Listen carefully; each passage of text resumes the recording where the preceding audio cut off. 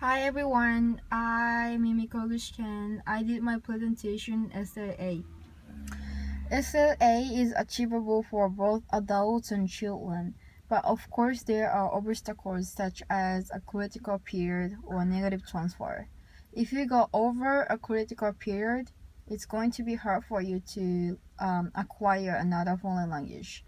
Negative transfer is, for instance, we Japanese people can distinguish the difference between L and R sound. So that's what happens when we can't produce R sound in English.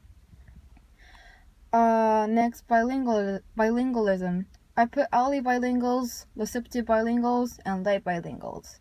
Early bilinguals are the people who are born and raised in two different languages, so they are fluent in both languages. Receptive bilinguals are the people who do understand what people talk about in their second language, but they can't produce the second language by themselves on their own. They just receive the input. Late bilinguals, I would say late bilinguals are more like us, where I mean, people who start learning another language later in their lives. Okay. Quashing is one of the most famous people who contributed to second language acquisition. I chose 3 hypotheses out of 5. First one, the natural order hypothesis. Basically, what it says is there is a natural order process that we go through when we acquire another language. The second one, the affective filter hypothesis. When we are anxious and nervous, language acquisition won't be successful. So we just have to relax. Lastly, the input hypothesis. According to the textbook, it says humans acquire language in only one way, by comprehending message, which means input, at a level slightly higher than they are currently able to understand. So we should take input.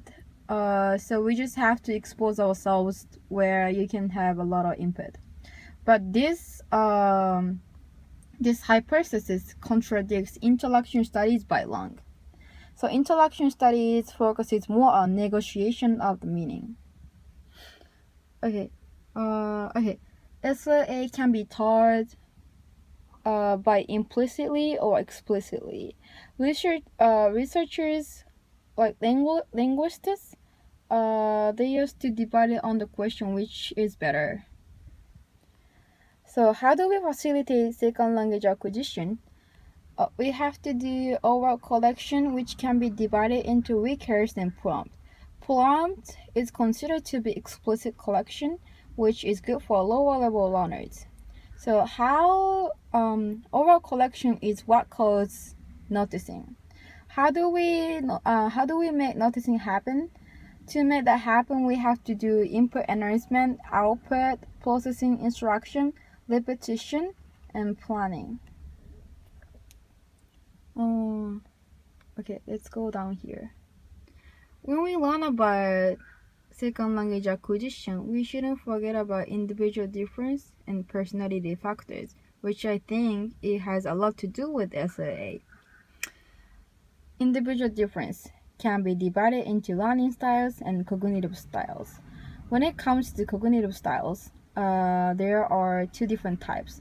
F1, which means field independence, which I will say it's the ability to focus on one thing, to pay attention to one thing, and to understand each concept. But on the other hand, field dependence is, I would say, it's more like it's the ability to grasp the whole picture of one concept. Okay, lastly, personality factors. There are emotions, aptitude, motivation, and willingness to communicate. Yeah, that's the overall of my presentation. That will be it. I don't know how many times I try to videotape of myself. Everyone have a good weekend. Thank you.